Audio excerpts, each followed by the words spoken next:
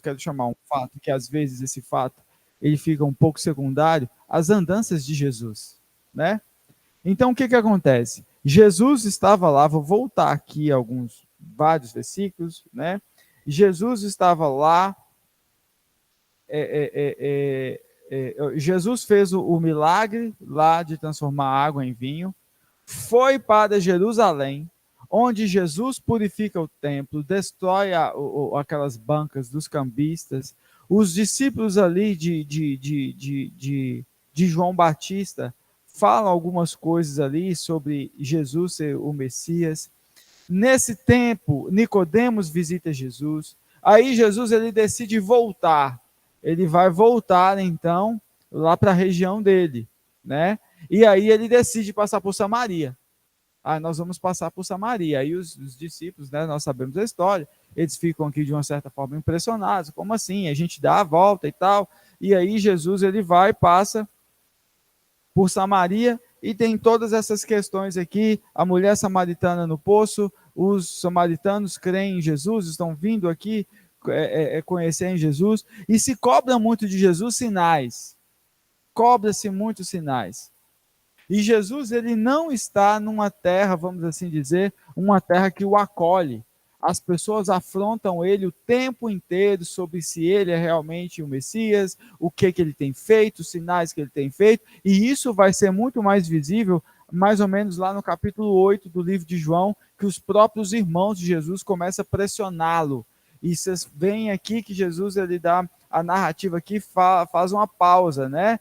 O profeta não tem honra na sua casa. Então Jesus já sente essa resistência desde o início, claro. Jesus morava lá, né? Então nós falamos aqui sobre os 4 pontos de por que as pessoas creem em Jesus. Nós falamos muito do poder do Espírito Santo sobre atuar na vida das pessoas e trazer essa revelação de que Jesus é o Filho de Deus. E a partir daí nós tomamos uma decisão muito forte para as nossas vidas. Aquele que realmente crê que Jesus é o Filho de Deus, ele toma algumas decisões muito claras para a vida dele, né? E uma das decisões é ler a Bíblia, é fazer aquilo que é a vontade de Deus, aquilo que Deus nos manda fazer, estar conectado com tudo aquilo que a crença cristã ordena que seja feito, né? Então, crer em Jesus Cristo como Filho de Deus, ele necessariamente precisa trazer uma mudança de vida. Ele necessariamente precisa trazer esse impacto na vida das pessoas. Porque se a pessoa ela fala que crê e ela continua sendo da mesma maneira que ela era, então não teve impacto nenhum.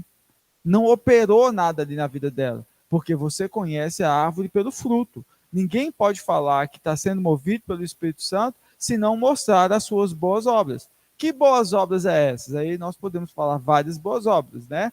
Aquele que adulterava não adultera mais, aquele que mentia não mente mais, aquele que roubava não rouba mais, por causa tudo de um propósito, né? Eu recebi ontem um documentário muito interessante, depois eu vou compartilhar com vocês no grupo da igreja. Pensei até em trazer aqui, mas são 30 minutos, vai ficar muito pesado. É uma série de 4 capítulos, e esses 4 capítulos, eles vão discutir por que Jesus é Deus. Ou, na verdade, por que Deus existe. O que te faz acreditar que Deus existe? Mas uma concepção muito, muito diferente. O que faz, quando nós falamos aqui na igreja, o que faz você acreditar em Deus? O Espírito Santo.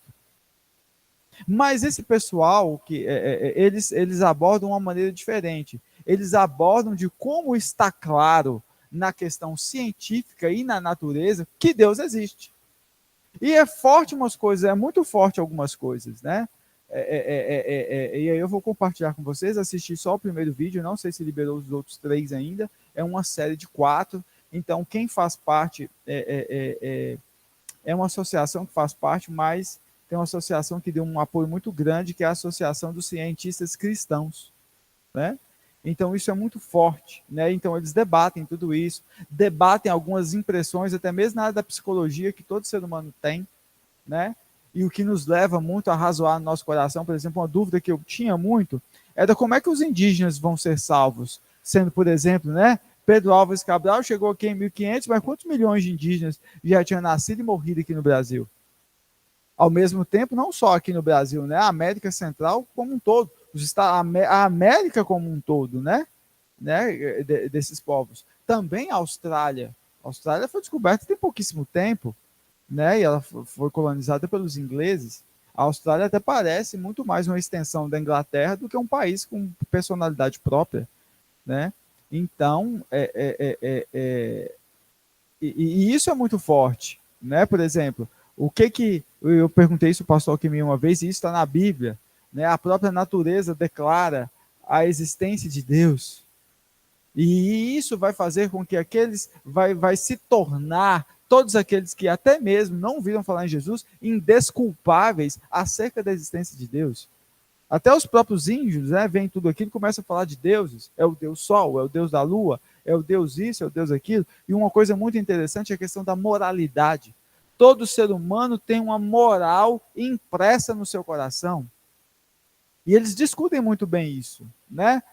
Por exemplo, se você não crê em Deus, por que você não vai cumprir uma lei moral? Porque a lei moral ela existe por causa de Deus. Por exemplo, não matar. O que te faz que matar é um pecado? Uma lei moral. E essa lei moral ela vem da onde? De Deus. Temos esse reflexo na Bíblia. E outra coisa, nós somos muito impactados pela uma concepção de beleza. Não só beleza das pessoas, mas aquilo que a natureza declara. O ser humano ele é intrinsecamente impactado por isso. Prova disso, vem artistas do mundo inteiro para ir para a Amazônia, para ver o que é que tanto de árvore junto e tudo mais, e eles dão muito valor para isso, né? Hotéis na África, hotéis no meio da savana, para quê? Para ver os animais. Custam uma fortuna, milhares e milhares de dólares, por quê? Porque nós, seres humanos, somos atraídos por aquilo que é belo. Você quer compartilhar alguma coisa? É só completando o raciocínio que a Alice falou, gente, é bem parecido com... Tá, não tá? Ah, tá dando para me ouvir direitinho aí? Tá, não. Eu não estou escutando ele, não. Eu não sei se é o microfone ou se é a sua voz. Foi ela que cuspiu no microfone. Aí piorou. Algo tem água. Você queimou o microfone. Tá horrível. O som, depois que você mexeu, ficou pior mesmo. Som. Alô, som. E agora? Show. Gente, e aí? Deixa eu só passar rapidinho. Então, isso é muito parecido com o que a Alice está falando, que é com relação ao aquele que eu já falei, do cristianismo puro e simples. C.S. Lewis fala muito sobre o que a Alice está falando, e é a base que o pessoal usa muito, tá? Então, uma coisa que ele não citou, nessa questão da lei moral, que eu não queria passar, é o seguinte. Dentro desse raciocínio da lei moral, né, então as pessoas não matam uma lei de Deus, né, explícita através dos profetas e tudo. Mas o que é o raciocínio? Quando você vai em povos que nunca ouviram falar de Jeová, do Deus de Israel, Deus do cristianismo, as leis são parecidas. Então, ou seja, lá também, no meio da tribo aborígene, é errado matar, é errado fazer uma covardia com certa pessoa, pegar o que é do outro. Então, é um monte de coisas que, assim, no âmago é bem parecido. Então, quando ele fala que essa lei está impressa no coração dos homens, e a prova disso é que você vai num lugar no meio do mato, onde nunca ouviu, aquele pessoal é isolado, é parecido o que eles acreditam que é correto e o que é errado. É bem parecido com o que está escrito na lei de Deus. Então, por isso que eles defendem, né, que Deus colocou essa moralidade no ser humano, tipo, como se fosse na genética. Todos os povos caminham para o mesmo lado ali, entendeu? Com diferenças, é claro.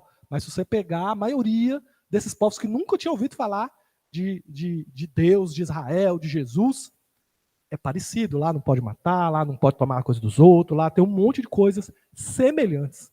Entendeu? Então, é só para completar esse raciocínio de Alisson aí.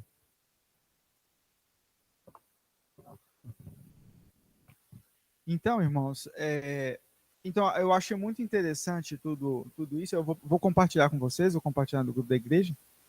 É 30 minutos, né? Quem quiser investir 30 minutos na sua vida espiritual, acho que vale a pena, né?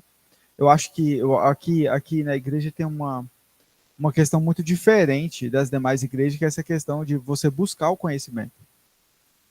Então, e isso é muito bacana, né? Só o fato de nós estarmos aqui discutindo sobre a palavra, isso é muito, muito interessante, muito, muito rico. E aí vocês vão verem visões muito bacanas, muito interessantes, inteligentes. Eu falo isso porque quando a gente está no trabalho, as pessoas, você vai discutir no sentido, você vai dialogar, né? Se ninguém vai brigar, você vai dialogar com pessoas que vão ter uma visão carnal. Então, eu acho interessante você ter essa visão carnal no sentido de as leis da física, como elas trabalham, o que elas colaboram, o que elas declaram da existência de Deus. Eu acho muito interessante, porque essa é a conversa de entrada. Nós sabemos que é o Espírito Santo que faz a diferença, mas a conversa de entrada, você não pode chegar e falar assim, é o Espírito Santo. Aí ele vai ficar, você vai ficar limitado para poder semear naquele terreno, né? Eu gostaria depois que os irmãos dessem uma olhada na internet, vocês vão encontrar lá. Tem uma matéria muito interessante que eu li esses dias, que fala sobre a assinatura de Deus no nosso DNA. Então, assim, eles fizeram um estudo e pela sequência do nosso DNA, né, eles falam, né, eu não sou física, eu não sou química, nem nada, mas assim, eles falam que forma-se a palavra Deus em hebraico, né? Então, é um negócio muito interessante quando você fica... Eu, pelo menos, fiquei muito impactada com isso, né? Eles falam que no nosso DNA nós trazemos a assinatura de Deus. É muito interessante. Depois vocês dão uma olhadinha na internet, porque, assim, os povos antigamente, né, não tinham possibilidade de ter isso, né, em mãos. E nós, hoje em dia, nós estamos tendo essa possibilidade, né, de ter esse conhecimento a nosso favor, né? Mas é muito interessante. Depois vocês olham lá, assinatura de Deus, o nosso DNA. Acho que foi assim que eu pesquisei que saiu. Tá? Mas é muito interessante. Depois vocês dão uma olhada lá. Então, só vou recapitular aqui os pontos, né? Os 4 pontos, né? Por que acreditamos que Jesus Cristo é o Filho de Deus? Aí eu falei sobre 4 pontos, né? Assim, na verdade, existem vários outros pontos. Eu só comentei 4. A Bíblia declara isso, né? As escrituras, a forma como a Bíblia é escrita, a forma como a Bíblia foi montada, a forma como os livros, o cânon bíblico ele foi montado, né? Nós até falamos aqui sobre a questão da nota falsa, da nota verdadeira. Você vai conhecer a nota falsa a partir do momento que você conhecer a verdadeira. Então, as escrituras sagradas, elas mesmas rejeitaram os livros apócrifos, porque elas falaram de coisas que eram contrárias acerca da própria Bíblia, né? Então, começou, por exemplo, com culto aos mortos, e por aí vai, alguns livros na oração aos mortos, não culto aos mortos, oração aos mortos em alguns livros, e por aí vai. Tudo aquilo que era contra o que já estava reconhecidamente escrito como divinamente inspirado, foi expurgado, né? Então a Bíblia declara isso, os sinais realizados, né? E eu vejo Jesus muito incomodado com isso, que nós vamos discutir aqui. Ele fala para o oficial, né? Vocês querem sinais, né? Mas Jesus realiza os sinais, pelos sinais realizados, pela palavra ministrada, né? Aquilo que ele falava era completamente diferente de tudo aquilo que foi ouvido, de tudo aquilo que foi visto desde até então, né? E o próprio Jesus ele é muito diferente. As pessoas acharam que ia vir. Israel estava de uma forma obsessiva, preocupada com a sua independência como país. Então tinha várias revoltas, e teve uma revolta muito famosa, que foi a revolta dos Macabeus, né? Um guerreiro e tudo mais, e as pessoas espelhavam Jesus como um soldado desse, que iria libertar Israel do jugo romano. Imagina só, sendo que, prestem atenção, as escrituras, a profecia diz de Deus libertar do jugo do pecado. Não tem nada a ver com nação de Israel como nação de Estado, não tem nada a ver. Não tem nada a ver. E as pessoas confundem.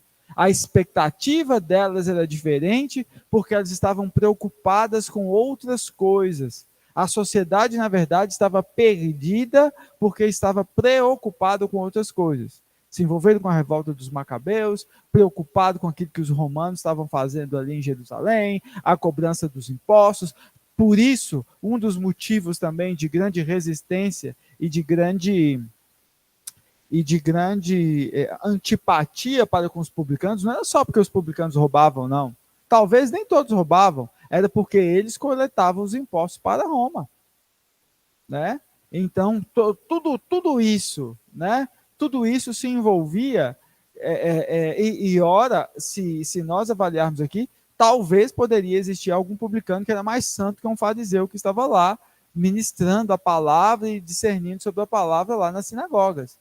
Então, imagina uma sociedade completamente apática acerca das Escrituras, né? Ou seja, se você não conhece as Escrituras, você vai ser enganado, você vai ser de uma certa forma, você vai perecer, né? A palavra de Deus disse isso, né? Aquele que perece por falta de conhecimento. Conhecimento. Então, nós precisamos adquirir conhecimento. A Bíblia está aqui, é o livro mais publicado do mundo, mais vendido, mais disseminado. Não é à toa que era para que possamos ler, né? E buscar o entendimento da palavra. Então, aquele povo estava completamente com os olhos em outras questões. Imagine só. Isso é muito forte, né? Isso é muito forte porque mostra um povo disperso. Um povo disperso. E vocês verem o tanto de endemoniados que existia aqui naquela época, né? Como o endemoniado gadareno. Imagina só, precisou de uma manada de 2.000 porcos para acomodar os espíritos malignos que estavam em apenas um homem. E isso está por toda a Bíblia. E até a própria história da igreja do Evangelho Quadrangular, a igreja aqui em Montes Claros, quando a igreja começou a vir para cá, né, foi muito forte isso, porque cada reunião de oração, de culto, a metade caía, pelo menos a metade caía endemoniada, né? Muitos endemoniados na cidade, por causa de macumba e por aí vai, enfim, né? A cidade de Montes Claros, infelizmente, ela tem uma fama muito forte no cenário nacional de ser uma das referências em magia negra do Brasil. Eu, infelizmente, descobri isso lá em Belo Horizonte, quando eu estudava. Eu tinha uma colega que acho que ela mexia com as coisas meio estranhas, né? Mas ela não compartilhava muito com a gente, não. Aí, ela compartilhou, acho que com a mãe da amiga dela, que ela tinha um colega que era de Montes Claros. Aí a mulher disse para ela assim, não, que maravilha, ela é a capital da macumba do Brasil. É uma das cidades que tem mais macumba no Brasil. Né? Então, imaginem só, então, quando o missionário Delfino... Tá, mas ele ficou pior. Quando o missionário Delfino, ele é porque tem que encostar na boca, ó, ele tem que... Tá ruim, Diego. Então, é porque é até desconfortável para ficar assim, ó. Ficou ruim mesmo, mas vamos lá. Então, a Adriana quer falar ali, passa um... Precisa, porque senão os irmãos não escutam. Então, irmãos, isso foi muito forte. Naquela época também era muito forte, né? As pessoas eram muito acometidas com isso. Fala.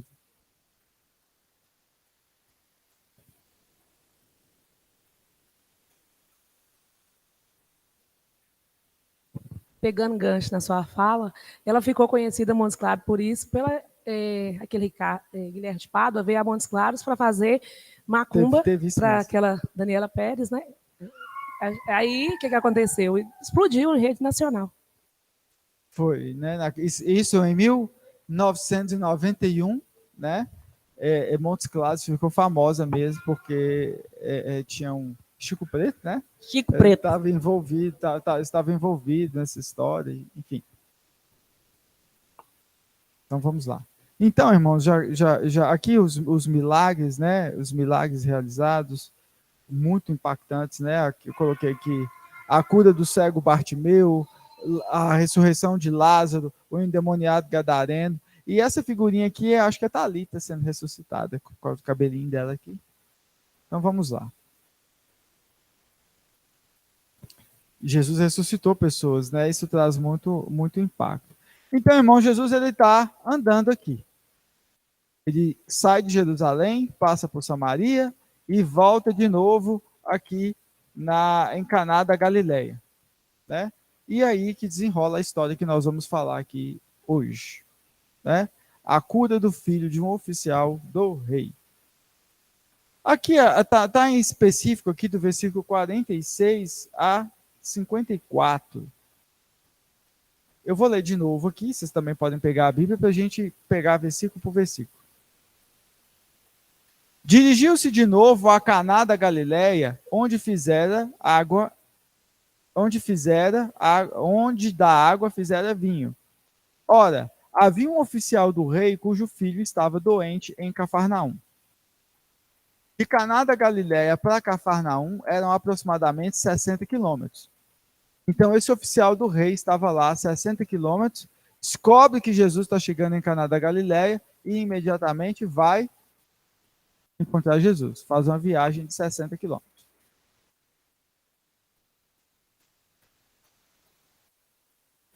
Provavelmente. Como ele era um oficial, eu acho que ele está vindo a cavalo. Mas se fosse outro, estaria indo a pé. Tendo ouvido dizer que Jesus viera da Judéia para a Galiléia, foi ter com ele e lhe rogou que descesse para curar seu filho que estava à morte, né? Então, o oficial queria que Jesus viajasse mais 60 quilômetros para descer lá para curar o filho dele. Então Jesus lhe disse: se porventura não virdes sinais e prodígios, de modo nenhum crereis. Jesus aqui já está farto daquele povo. Já está farto aqui, porque aqui está os irmãos dele, aqui está a família dele, as pessoas que viram ele crescer, que ficaram cobrando dele sinais. Então faça os sinais. Você fala que é o Filho de Deus. E isso, pessoal, perdura até a morte de Cristo. Os oficiais romanos lá, crucificando Cristo, falam: se não é o Filho de Deus, então desce na cruz. Né? E Jesus já está enfastiado aqui, já no início. Né? E ele diz, né? Se porventura não verdes sinais e prodígios, de modo nenhum crereis. E isso é muito frustrante para Deus, porque as escrituras todas falavam, a profecia toda falava, tudo aquilo que estava acontecendo, que estava acontecendo naquela época. E o povo estava simplesmente despercebido, porque estavam olhando para outras coisas, né? Completamente despercebidos, preocupados com outras questões. Rogou-lhe o oficial: Senhor, desce antes que meu filho morra. Né? Aí Jesus disse: vai, disse-lhe Jesus, teu filho vive. O homem creu na palavra de Jesus e partiu. Imagina só, né? Talvez a Bíblia ela coloca esses fatos aqui, mas para aquele homem crer, né, ele queria que Jesus descesse. Jesus estava no início do ministério dele. Para aquele homem ter descido, deixado Jesus, acho que teve uma insistência, mas a Bíblia não fala. Mas eu me pergunto se não teve uma insistência maior ali, porque queria que Jesus descesse. E quando ele sai lá de Cafarnaum para 60 quilômetros e vai lá encontrar Jesus em Caná, a expectativa dele não era voltar só, era voltar com Jesus. E ele está voltando só. Né? Mas enfim, ele de uma certa forma foi convencido e desce. O homem creu na palavra de Jesus e partiu. Já ele descia quando seus servos lhe vieram ao encontro, anunciando que seu filho vivia. Ou seja, já estava todo mundo entusiasmado naquela casa. Né? Então já nem esperou ele chegar, que correu ao encontro dele: ó, seu filho vive. Então, indagou deles a que hora seu filho se sentira melhor, e informado: ontem, à hora 7ª, a febre deixou. Quando ele faz essa pergunta: meu filho, a que horas que ele está bom? É uma pergunta completamente secundária. O que importa é que o filho está bom. Aí ele imediatamente: mas que horas que ele está bom? Né? Uma pergunta muito inoportuna, se não fosse Jesus ter falado, porque ele já saiu dali no sentido, porque Jesus determinou: seu filho vive. Né? Aí ele pergunta: que horas? Né? Prova de que aquilo já estava queimando o coração dele. Então indagou eles a que hora seu filho se sentira melhor, e informaram: ontem, à hora 7ª, a febre deixou. Com isso, reconheceu o Pai ser aquela precisamente, ou seja, ele não tinha dúvida nenhuma que aquela foi a hora que Jesus lhe dissera: teu filho vive, e creu ele e toda a sua casa. Foi este o segundo sinal que Jesus fez depois de vir da Judéia para a Galileia. Né? Então, imagina só. E o interessante, né, é que toda a casa passou a crer. Mas passou a crer porque Jesus operou um milagre. E o próprio Jesus falou: vocês precisam ver essas obras. Né? Se vocês não verem, vocês não vão crer. E Jesus, de uma certa forma, estava meio chateado com tudo isso. Né? Imagina só, toda hora, para as pessoas crerem, tem que fazer um milagre. Né? Sendo que a forma como que Jesus divinamente foi formado, a forma como ele não foi morto, né, pelo mandato de Herodes para matar todas as crianças, a forma como os céus anunciados, gente, foi muita coisa. Né? Os reis magos, né? O céu parou e cantava glória a Deus nas alturas e paz na terra entre os homens de boa vontade, e um coral de anjos, imagina só o céu cantando, né? Todos aqueles sinais, todos aqueles prodígios. Jesus, na forma como ele falava, como ele discernia sobre a palavra, ele era um mestre sem frequentar a escola de mestres. Ele sabia coisas com uma criança de 11 anos de idade, na época que conta a palavra, né, que fala Jesus com 11 anos, depois só fala de Jesus com 30. De uma forma muito extraordinária, a ponto de todos os sábios se reunir em volta de um jovem de 11 anos para ouvir o que ele tinha para dizer. Imagine só. Imagine se isso acontecesse aqui na igreja. Né? Uma criança aqui de 11 anos senta aqui e começa a nos ensinar coisas que a gente nunca tinha ouvido falar. E isso tudo aconteceu. E Jesus, de uma certa forma, Jesus, ele não... A impressão que eu tenho é que ele já não se sentia bem ali no meio do povo que viu ele crescer. Porque o povo sempre acusava ele: não é esse o filho de José, o carpinteiro? Como é que ele está falando que ele é o libertador de Israel? Né? Não é esse o filho de Maria? Não é esse aquele? Não é esse aquele? Né? E Jesus, ele fala isso, né? Quando ele está retornando, ele fala: o profeta não tem honra na sua casa. E isso vai ficar pior. Vou deixar para os próximos professores. Isso vai ficar pior lá no capítulo 8, que Jesus sai e não opera milagres por causa da incredulidade daquele povo. Jesus larga aquele povo para lá, mas que povo nojento, né? Povo marrento. Largou eles por quê? E não foi qualquer coisa. Não foi qualquer coisa. Porque Jesus faz o primeiro milagre lá. Faz esse milagre aqui. Está operando milagre lá naquela cidade. Está operando lá e eles querem mais, eles querem mais, eles querem mais. Aí Jesus, ele simplesmente se afasta daquele povo, e muitos milagres poderiam ter acontecido ali e não aconteceu por causa da dureza do coração daquele povo. Né? Agora, aqui falando da cura do oficial do rei, tem algumas coisas que nós podemos pensar aqui e trazer para a nossa vida diária, para a nossa vida cotidiana. Imagina só, quem era esse oficial? Quem era esse oficial? A Bíblia não deixa claro quem era esse oficial, mas fala que ele era oficial do rei. E se ele era oficial do rei, era oficial do Antipas, provavelmente. Herodes Antipas. E aí, o que acontece? Então, provavelmente, esse homem aqui, de uma certa forma, ele estava completamente alheio àquilo que estava acontecendo em Jerusalém. Por que completamente alheio? Por quê? Vocês querem compartilhar comigo? Vocês estão muito calados hoje. Estava completamente alheio àquilo que estava acontecendo. Primeiro porque ele era privilegiado, ele era um oficial do rei. Essa ânsia de libertação que Israel tinha, que aquele povo tinha, talvez de uma certa forma ele não se compartilhava com aquilo. Talvez ele gostaria que acontecesse, mas não era uma primazia na vida dele, até porque, para ele ser um oficial do rei, ele era um homem rico, ele era um homem de posses, ele era um homem que tinha uma situação financeira estabilizada, ele é um homem que era bem visto pela sociedade, tanto pelos fariseus, tanto pelos romanos. Imagine só que posição privilegiada, né? Pouquíssimos grupos eram bem vistos, ou pelos romanos, ou pelos judeus, e ele era bem visto pelos dois grupos. Ele é oficial do rei de Israel, embora o rei de Israel estava sujeito ao reinado de Roma, ao imperador romano, né? Então ele era um homem que ele vivia uma vida de forma, vamos assim dizer, de uma forma bem... Como é que... Eu esqueci a palavra, né? De uma forma bem... Ele vivia a vida de uma forma bem... abastada, doutora Nádia. Muito obrigado. Eu não ia lembrar nunca essa palavra. Ela fugiu 99%. Você puxou o fio, obrigado. Então ele vivia uma vida muito diferente, né?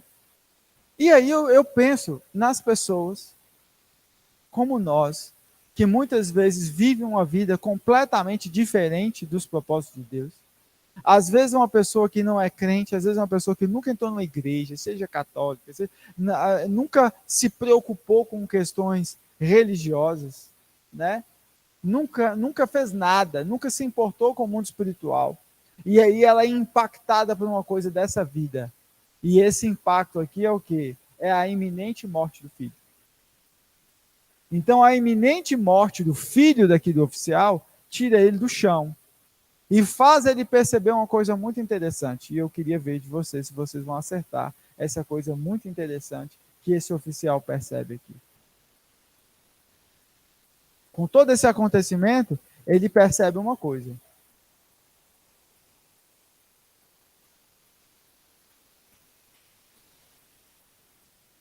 Mais ou menos. Isso foi depois, né? Que ele viu tudo que ele viu. É isso mesmo. Mas e aí? O filho dele está lá, na cama. Todo o dinheiro dele não vai fazer diferença ali, vai. Toda a posição dele não vai fazer diferença. É o que eu ia falar. Ele percebeu que o que ele era e o que ele tinha não resolvia nada na vida dele, naquilo que ele realmente precisava naquele momento. Só Deus aqui ia fazer isso. E que existia algo diferente para ser buscado, né? Alguma coisa espiritual. Há um mover no mundo espiritual. E ele só foi olhar para esse mover no mundo espiritual quando a tragédia entrou na casa dele. Então, muitas vezes acontece assim conosco também. As pessoas vivem uma vida muito feliz, uma vida muito abastada, uma vida muito alegre, uma vida muito rica, até que uma tragédia entra dentro da casa. Aí a pessoa percebe que a casa bonita dela não vale nada, ela percebe que as roupas que ela veste não tem valor nenhum, ela percebe que todo o dinheiro no banco dela não pode fazer aquilo que ela quer fazer, o que ela sempre teve costume, né? Eu quero fazer isso, eu faço, pego o dinheiro e faço. Eu quero fazer isso, eu faço, pego o dinheiro e faço. Mas esse homem aqui foi confrontado que nada poderia dar a saúde, à vida, ao filho dele, se não fosse algo espiritual. E ele se apega, talvez, na única coisa espiritual que ele ouviu falar ali, é que naqueles dias passou por ali, em Caná da Galileia, um homem que transformou água em vinho. E que aquele homem se dizia ser o filho de Deus. E ele não pensou duas vezes, quando o filho estava doente, ele pensou, só Jesus pode trazer a paz para a minha casa. Pastor Geraldo quer acrescentar aqui conosco. Amém. Eu vejo assim que a cura do filho de um oficial, tudo acontece na vida das pessoas porque Deus tem um propósito. Até o mal que acontece na sua vida. Né? Porque eu estava analisando e lendo a Bíblia, aí eu comecei então a questionar assim, por que o mal acontece na vida das pessoas? Deus usa o mal para poder nos chamar a atenção? Usa sim. Né? Às vezes para nos admoestar e nos ensinar.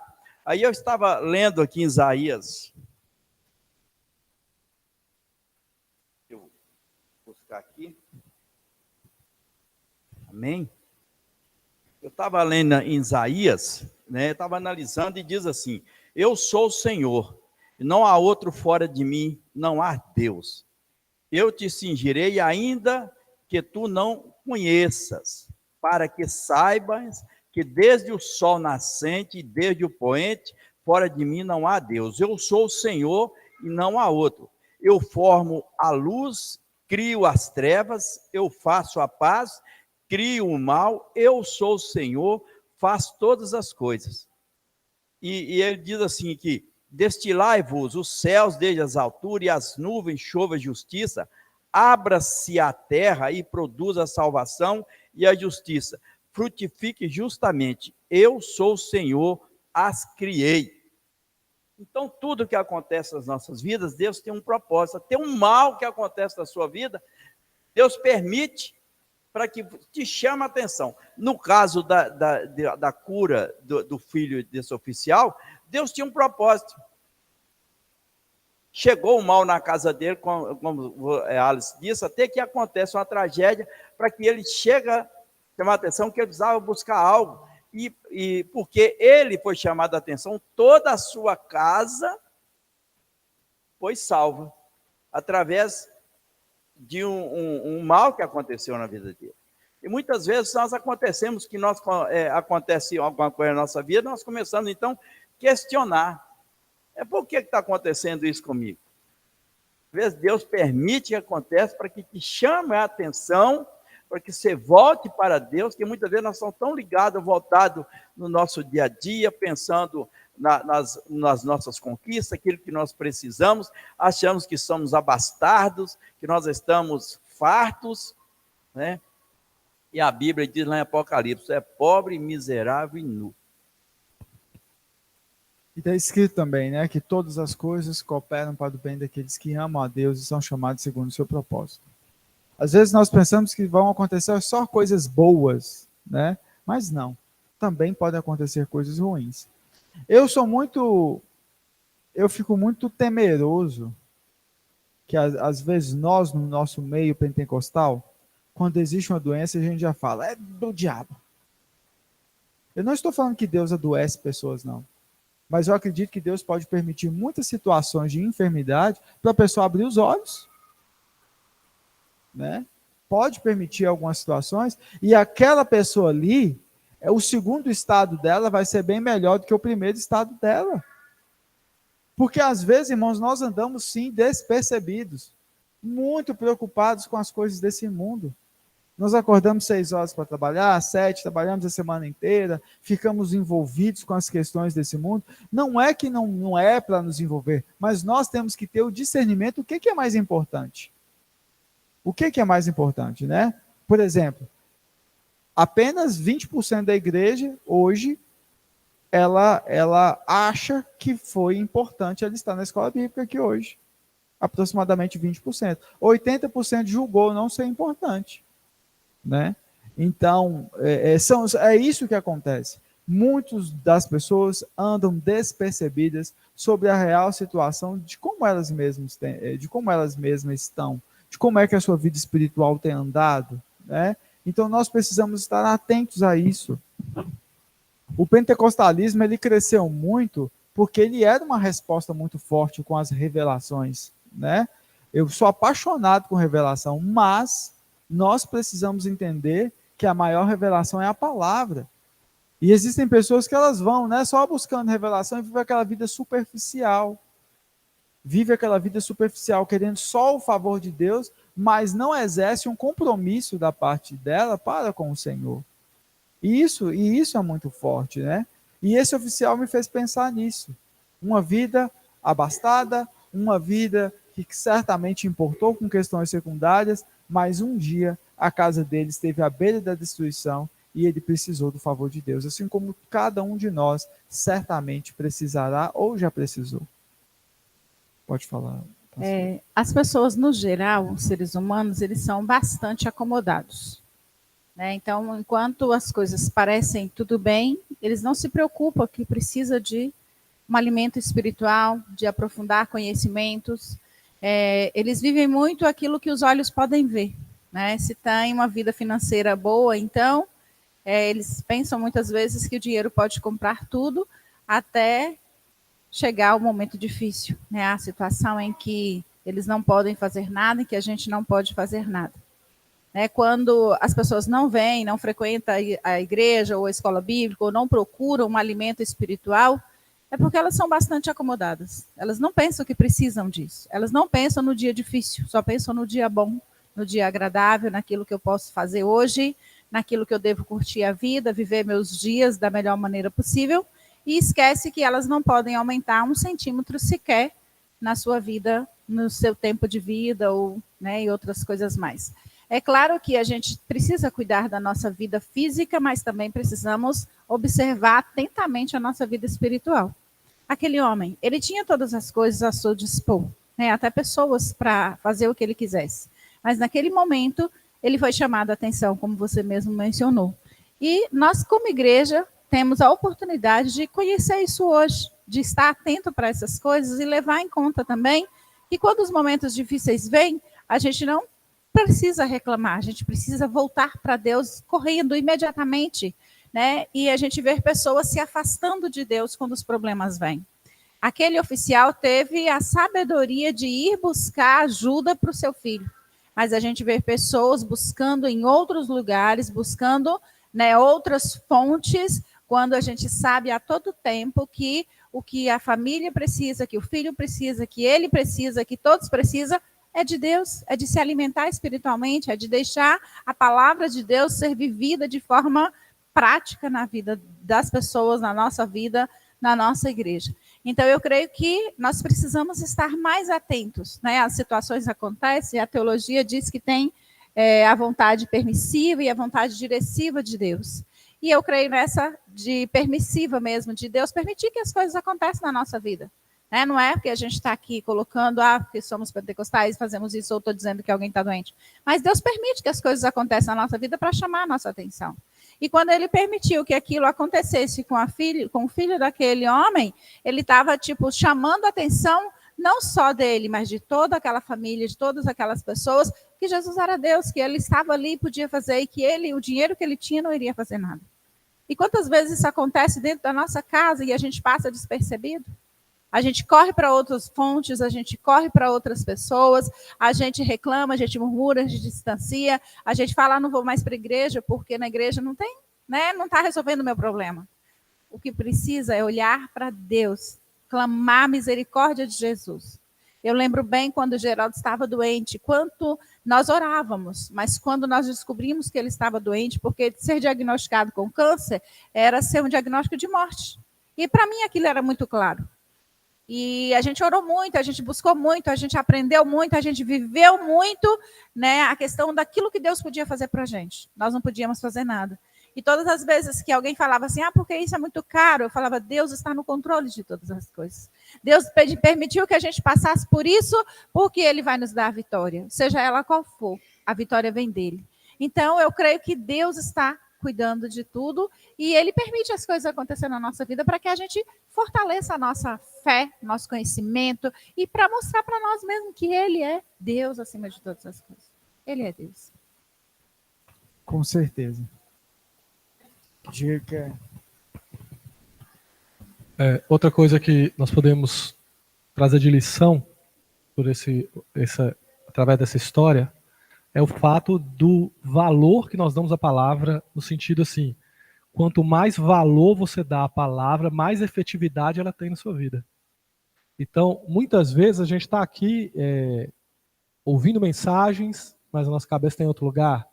Né? Agora nós temos até o celular, né? Às vezes você passeia pela igreja, tá, o culto acontecendo, as pessoas estão no Instagram, as pessoas estão mexendo no WhatsApp, respondendo coisas, e assim, parece que a cabeça das pessoas não consegue mais parar e se focar.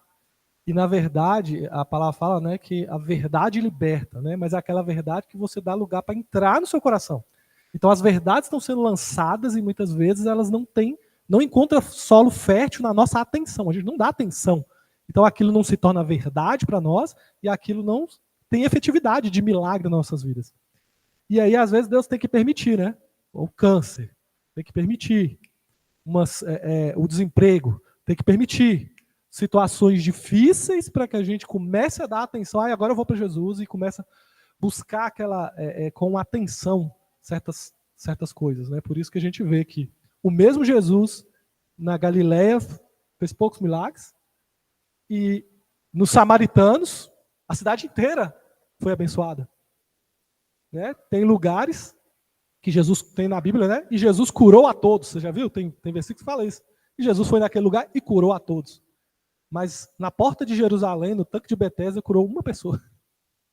Então, vocês percebem que existe um fator, que é o valor que você dá à mensagem de Jesus, ao valor que você dá à palavra de Jesus para que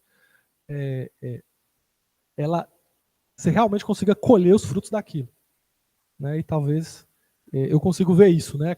Talvez foi a doença do filho, fez com que aquele homem andasse quilômetros e fosse para os pés de Jesus, e só Jesus precisou falar assim, ó, volta para casa que ele vai viver. Ele creu e voltou. Então vocês veem que foi uma palavra simples, que Jesus não fez atos, não foi nem junto com ele, e ele recebeu o milagre através da palavra. Mas quantas palavras de bênção são mandadas para a gente aqui, e a gente nem está ligado, nem entendeu aquilo ali para poder receber. E uma vez, quando a gente está aqui em cima, né, no púlpito, a gente vê um movimento da igreja, né? Teve uma vez que um louvor extraordinário, o Espírito Santo movendo a igreja. Aí quando acaba, aí chega um tanto de gente depois. É como se tivesse perdido a principal parte. É claro que tem a palavra, né?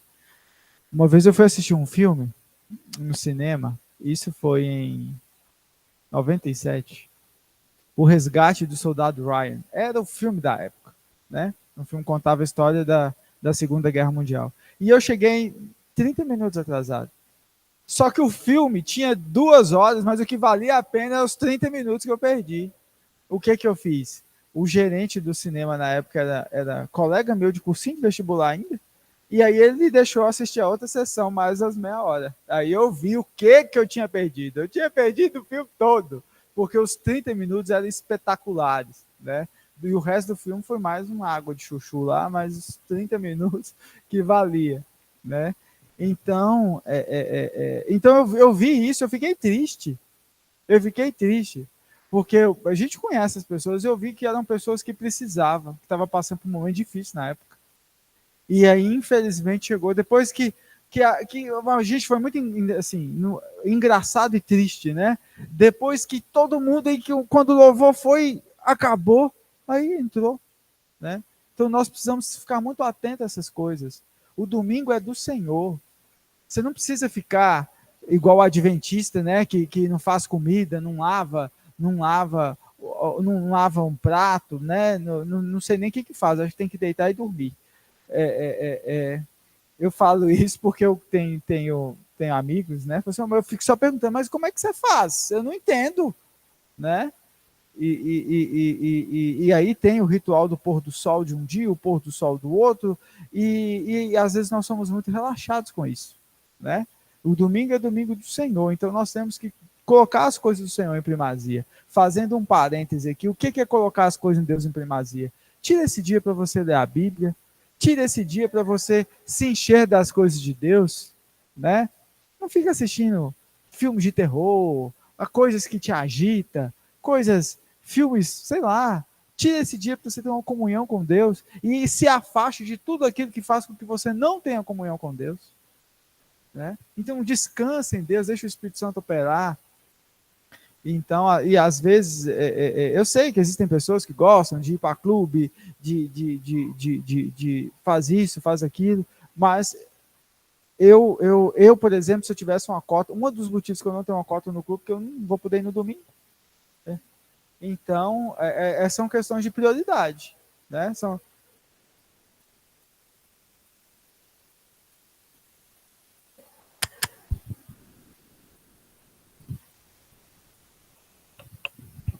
A UAB tem um convênio ali com o BNB, né? Aí, se o advogado quiser, não paga nada, só vai lá, assina, é como se você tivesse uma cota, né? Aí, quando aconteceu isso aqui, que fez o convênio, né? Aí todo mundo, os advogados, tudo oriçado, tal, eu que não vou pisar lá, porque eu não posso ir lá no domingo. Sábado, geralmente, é o dia que eu estou resolvendo a minha vida, que eu falo que eu fico a semana inteira resolvendo a vida dos outros, e aí no sábado eu vou resolver a minha vida, e no domingo é o dia de vir para a igreja, né? Assim que, infelizmente, às vezes não dá tempo de eu vir durante a semana, né? Aí o pessoal me pergunta, né? Mas você não vai, né? Não, gente, eu não posso ir, não tem, eu tenho outro compromisso no domingo, então não tem como ir, né? Realmente, assim, e outra coisa que eu acho muito feio, né? Às vezes o louvor está aqui, aquela bênção e tudo, e o pessoal já chegou, mas está tudo lá fora, não entra, né? Então, assim, é um negócio meio esquisito, né? Se você veio para adorar a Deus, a adoração está aqui dentro, por que você está lá fora?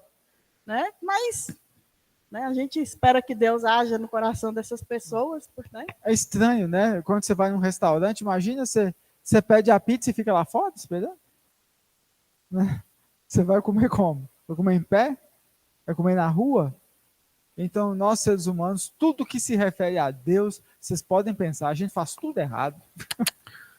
A gente faz tudo errado. Sim, só sim, completando, assim, eu reflito muito também sobre isso, né? Que a gente é do louvor, a gente discute muito sobre essas coisas. E na verdade é um reflexo da teologia e da sociedade que a gente vive, que é uma sociedade que a gente já falou muitas vezes, é uma sociedade hedonista, né? Então, na verdade, até o jeito dela buscar a Deus é por questões pessoais. Eu não busco a Deus porque Ele é Deus Todo-Poderoso, porque Ele merece a adoração. Eu busco a Deus porque eu quero ter uma vida boa, porque eu quero ter a bênção, porque eu quero isso. Então, na verdade, o Deus, mesmo ele está adorando Jesus de boca, mas o Deus dele é o próprio ventre, como diz a própria palavra. Então, na verdade, isso é um reflexo do que é a sociedade, o que é a igreja. Então, no final das contas, o que é o louvor? É a hora de você... É porque o culto são em partes, né? A nossa liturgia hoje é em partes. Tem a adoração, que é o fruto dos lábios que confessa o teu nome, é aquele momento que você entrega algo para Deus. Né? A oração, né? Os momentos de oração, é o momento que você se comunica com Deus, você se compromete com Deus. E a palavra é a hora que nós estamos ouvindo Deus. Então são partes que estão acontecendo ali. Aí na hora de eu dar, eu não chego atrasado. Eu fico lá fora. Não, agora é a hora de eu receber minha bênção. Eu preciso da palavra. Aí eu presto atenção. Por quê? Porque na relação eu só quero receber. Entendeu? Eu só quero receber. Então eu vivo para receber. E aquilo não dói meu coração, porque eu estou cumprindo meu ritual. Né? Por que se a gente for pegar em mínimos detalhes aqui, e eu já vi algumas estatísticas dessas nas igrejas, o número de pessoas que entregam, dizimistas fiéis, ou pessoas que contribuem fielmente, é menos da metade, gente. É por volta de 30%, 30 e poucos por cento das pessoas que são realmente membros e contribuem com fidelidade. É o reflexo do que as pessoas estão buscando. Na verdade, eles procuraram o Deus certo, mas agem da forma errada. Porque, sim, mas não é uma coisa que a pessoa consegue perceber, tá, gente? Ninguém faz isso. Eu estou falando aqui, estou fazendo uma barganha com Deus. Não tem essas frases formatadas na cabeça. Ela acha que ela está fazendo certo. A relação dela com Deus é uma relação pagã. Eu quero pagar as minhas coisas para Deus, ou eu vou dar essa oferta de sacrifício ao meu Isaac, né? O Isaac, às vezes o povo acha que é um salário mínimo. Né? É um dinheiro a mais que eu vou dar ali, que é o meu Isaac. Porque eu quero receber de volta. Então as pessoas já vão fazendo aquela ideia de barganha. Então toda vez que você tenta barganhar com Deus, gente, você está agindo como um pagão. Porque era o que nós falamos lá, né? Que a gente vê a dificuldade do povo de Israel lá, de Baal, de não sei o quê. Era isso. Era o paganismo. Não é que ele adorava Baal, ele adorava ele mesmo. Ele precisava de uma coisa que Baal era especialista na cabeça deles, porque a mentalidade da época era essa, né? Existem vários deuses e cada deus tem sua especialidade. Então, se eu preciso ter um filho, eu vou na deusa tal que ela vai me dar um filho. Eu peço primeiro para Jeová. Jeová não dá, Jeová me dá, não está dando, não, beleza, vou procurar o especialista nisso. Então, a mentalidade das pessoas no final era essa. Não é que eles adoravam, claro, mas no final, se você for buscar, cavar lá no fundo, no final ele queria, era o benefício próprio. Entendeu? Acabei estendendo demais. Ótimo. Então, para fechar aqui, irmãos, o oficial, coloquei alguns pontos aqui, ó, que eu já até falei. Ele vivia normalmente a sua vida até ser despertado pelo desespero, né? A história diz que provavelmente esse oficial foi Guza, marido de Joana, que eles começaram a financiar, eles estão na Bíblia, porque eles financiavam as obras de Jesus, né? Eles eram nobres ali do palácio, oficial do rei também, há uma possibilidade de ser esse homem. E eles começaram a financiar as obras de Jesus e tudo mais, e a Joana sempre estava envolvida nas obras e mandava recursos, né, para o ministério de Jesus. Uma possibilidade, que é uma possibilidade forte, né? Outra questão é que ele precisava de um favor de uma pessoa que não conhecia e que ele não podia influenciar. Ele era um influenciador, ele era um oficial do rei, mas ele não tinha essa barganha com Jesus. Jesus não era qualquer um, né? A outra questão, a necessidade da fé. Imagina para esse oficial exercer a fé. Ele sai de 60 quilômetros, encontra com Jesus, ele fala, vamos, Jesus. 2 vezes. Ele fala, e no coração dele estava muito forte. Volta comigo, Jesus, não. Seu filho vive. E aí ele precisa exercer essa fé, voltar, e ali, né, prova disso que ele para, mas foi que horas que meu filho, né, a febre o deixou. Então essas questões foram impactantes aqui na vida desse oficial, né, e que também são impactantes na nossa vida e às quais nós precisamos estar atentas a ela. E das circunstâncias da vida, nós podemos ser surpreendidos, nós precisamos exercer mais a nossa fé, nós precisamos estar mais conectados com Cristo, nós precisamos estudar mais a palavra, buscar mais as coisas de Deus, nós precisamos ser mais obedientes, estar conectados com aquilo que é a vontade do Senhor. Nós precisamos dessas coisas. Nós podemos escolher, né? Nós podemos escolher. E isso faz parte, né? Que as pessoas, né? Aqueles que não estão aqui, possam, né? É claro que tem gente aqui que talvez não poderia estar aqui mesmo, talvez é um mesário das eleições e tudo mais, mas nós precisamos estar atentos a essas questões, dar importância àquilo que realmente tem importância, porque a gente vê um povo aqui perdido. O Israel aqui está perdido.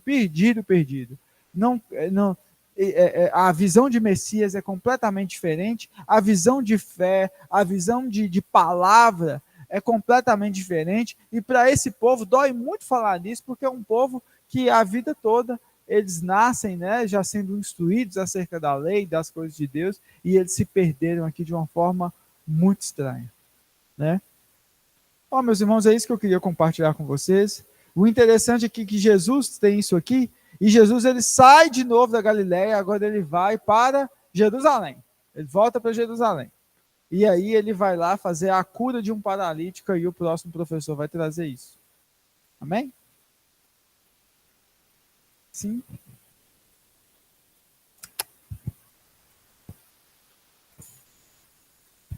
Um comentário. É porque a gente está falando aqui, né, dessa questão de... tem pessoas que elas, por exemplo, pessoas que não deram valor na escola bíblica. E aí, às vezes, a gente pode se achar muito superior porque a gente está aqui. Só que a gente tem que avaliar também se o nosso coração, ao estar aqui, se a gente está fazendo isso na intenção correta. Porque às vezes a gente pode estar aqui, tipo, eu estou aqui só para mostrar para os outros que eu estou aqui porque eu estou acostumado a estar aqui todo domingo, então não tem outro lugar, não tem outra coisa para fazer, eu estou aqui. Então, tipo assim, às vezes a gente tem que se questionar também se a minha intenção, ao estar aqui, também está no lugar correto. Se eu realmente, ao estar aqui, eu realmente estou adorando a Deus estando aqui. E era só isso. Você está falando do culto racional, né? Precisamos exercer o culto racional. Amém. É importante esse aí que a Ellen falou, a gente podermos analisar, porque tem muita gente, muitos de nós, viemos para a igreja com o intuito de saciar o nosso ventre, aquilo que nós precisamos. E nós podemos ver isso no Salmo 73 de Asaf, né, que ele diz que ele vê os outros que não servem a Deus, não tem problema de dinheiro, viva rindo, cheio de saúde, né? Aí ele para assim, para ele é assim, é em vão, o que eu estou fazendo aqui servindo ao Senhor, né? Mas diz que aí até que ele entra no templo, aí ele vê o que acontece, né? E diz que os pés dele quase resvasaram, escorregaram, porque ele estava dando margem a isso.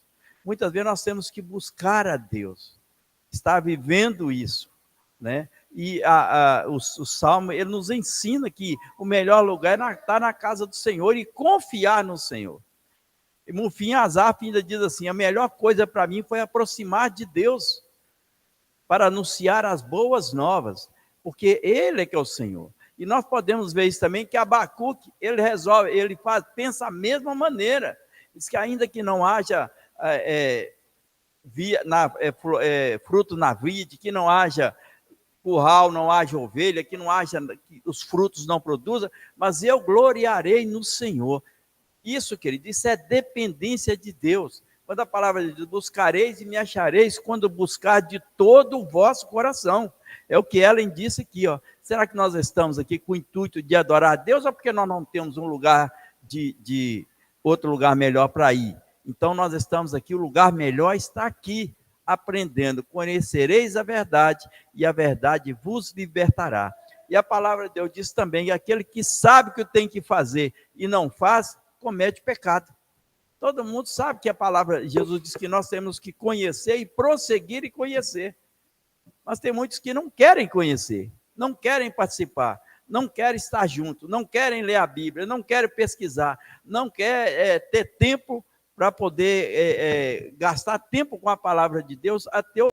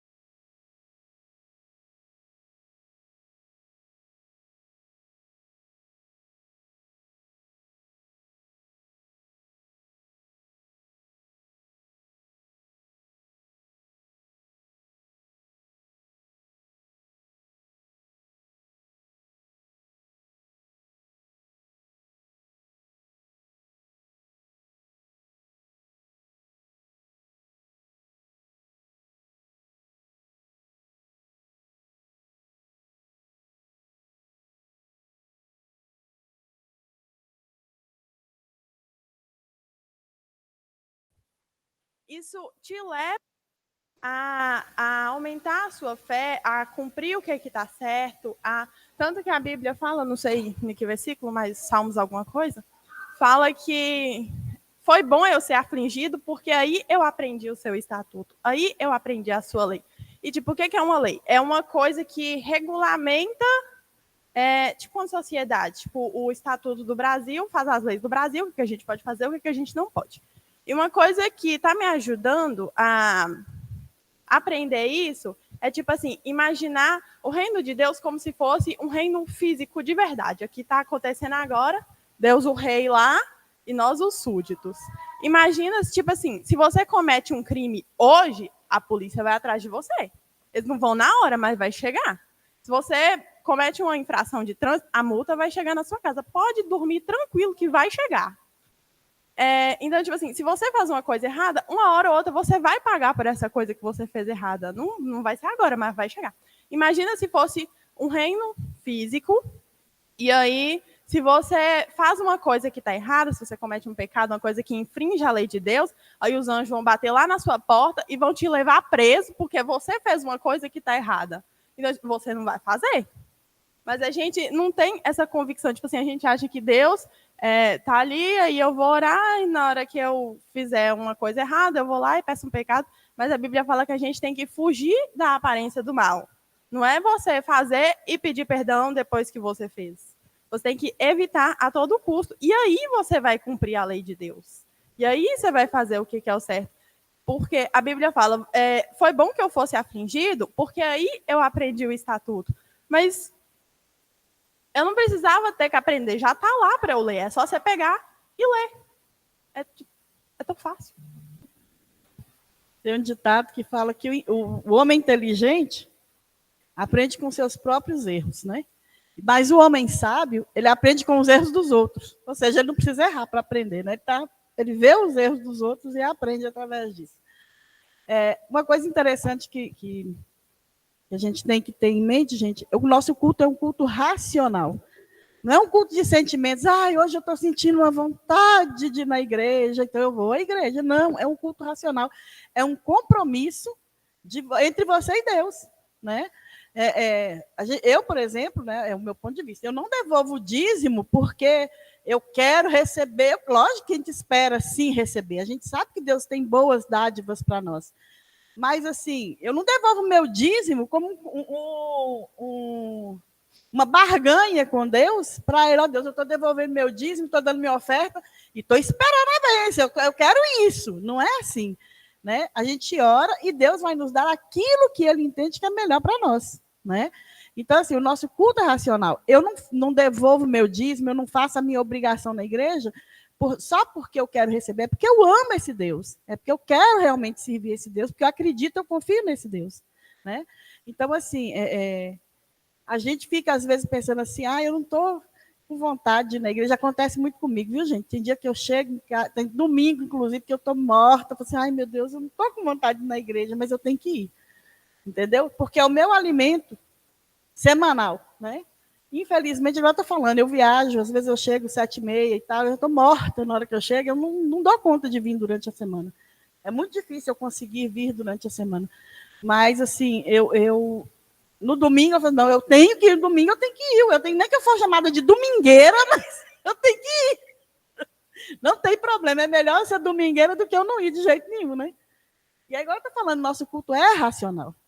É um culto racional. É um compromisso que você faz com Deus, porque você sabe que Deus tem um compromisso, né?